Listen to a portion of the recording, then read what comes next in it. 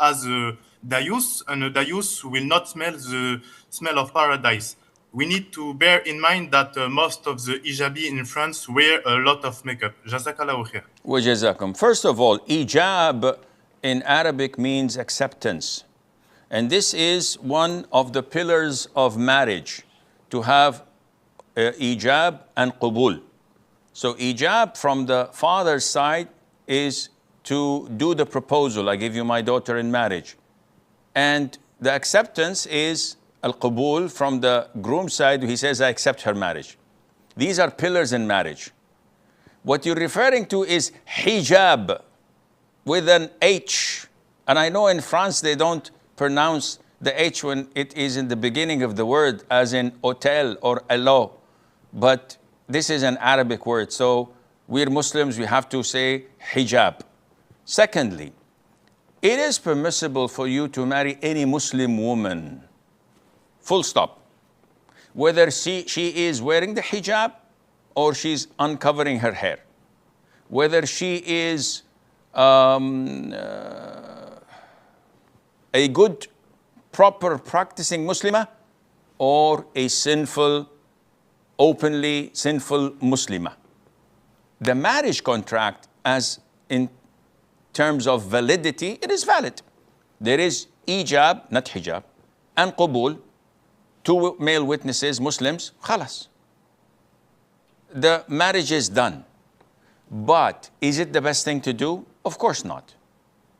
Would be the person allowing his wife to go not wearing the hijab labeled as Dayyooth? Akhi, Dayyooth is a very big word. And when the Prophet said, alayhi salatu wasalam, there are three who will not be looked at or upon by Allah Azza wa Jal, and Allah would not have mercy on them, would not purify them, and would torment them severely in hellfire. One of them is the Dayyooth. So when they ask, what is the Dayyooth? The Prophet defined this, alayhi salatu wasalam, by saying, it is the man who approves vice and indecency and sins with his women folk. So this is a broad sense. A woman who does not wear the hijab by no means is doubtful that she is sinful. There is no dispute. She is sinful big time. She goes against the Quran, the Sunnah, the consensus of the scholars, decency. She goes against the norm of decent women. Nevertheless, this is not the end of the world. It's a sin. She'll be punished in her grave. She's disgracing her parents and her family. She brings the worst of names to her tribe. When she comes, especially if she comes openly on the media and she shows her beauty to everywhere. But we do not label and stamp her to be women of hellfire, just like that. As well as we do not label her husband to be a Dayyooth, unless she adds to that free mixing, traveling with men, dancing with them, going out on business dinners or whatever, and the likes. Okay, now, akhi, you're not a real man. You're a Dayyooth.